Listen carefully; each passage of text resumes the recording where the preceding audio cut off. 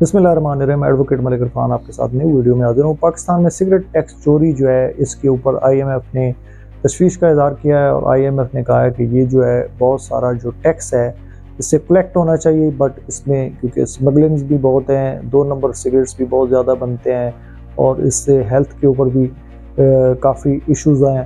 तो इसको फिर FBR को और हुकूमत पाकिस्तान को IMF ने इसके ऊपर सख्ती से अमल पैरा होने के लिए और इसकी स्मगलिंग और 2 नंबर जो सिगरेट्स बनते हैं इनकी रोकथाम के लिए जो है ऑन बोर्ड लिया है और FBR से और हुकूमत से ये मुतालबा किया है कि इस इंडस्ट्री में ज़्यादा से ज़्यादा टैक्स कलेक्ट करने की जो है वो कैपेसिटी है, तो इससे कलेक्ट किया जाए। तो इसमें जो है सिगरेट इंडस्ट्री में बड़े पैमाने पर टैक्स चोरी पर तशवीश का इजहार किया है IMF ने।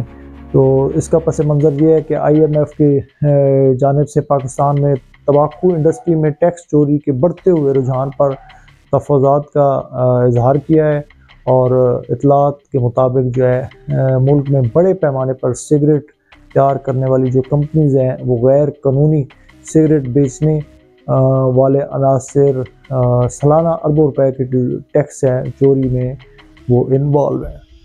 क्योंकि ये बिग जॉइंट्स हैं तो इनको कोई पूछने वाला नहीं है, तो इसलिए जो है ये काफ़ी अरसे से काम चल रहा है। बट IMF ने अपने तहफ़्फ़ुज़ात का इजहार किया है कि इन जॉइंट से आप बहुत सारा टैक्स कलेक्ट कर सकते हैं और टैक्स कलेक्ट करना चाहिए।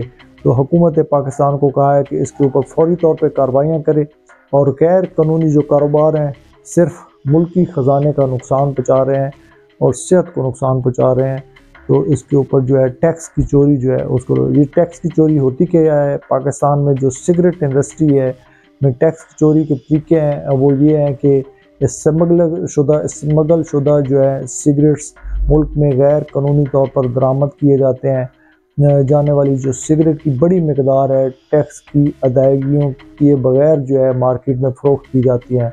दूसरा तरीका यह है कि जो मैन्युफैक्चरर हैं वो धोखा करते हैं कि सिगरेट की जो है फेक पैकिंग बना के और असल पैदावार को जो है वो कम जहर करके जो है सिगरेट से वो फिर टैक्स की जो है बचत बचा लेते हैं।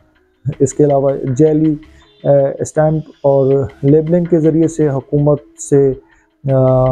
की तरफ से मुतारफ़ करदा जो ट्रैक एंड ट्रेस सिस्टम है उसको बाईपास करते हुए जो है सिगरेट में 2 नंबरियाँ की जाती हैं बनाने में।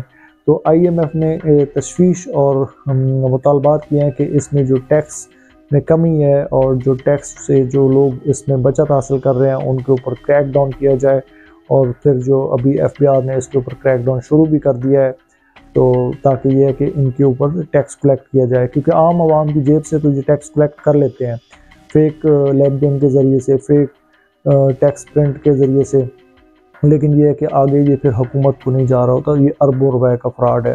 तो हुकूमत पाकिस्तान ने भी फिर इसमें रद्दअमल दिया है कि बिल्कुल इसको हम संजीदगी से फिर इसके ऊपर एक्शन लेंगे और FBR ने जो सिगरेट बनाने वाली फैक्ट्रियाँ हैं उनके ऊपर अब छापे मारने भी शुरू कर दिए हैं।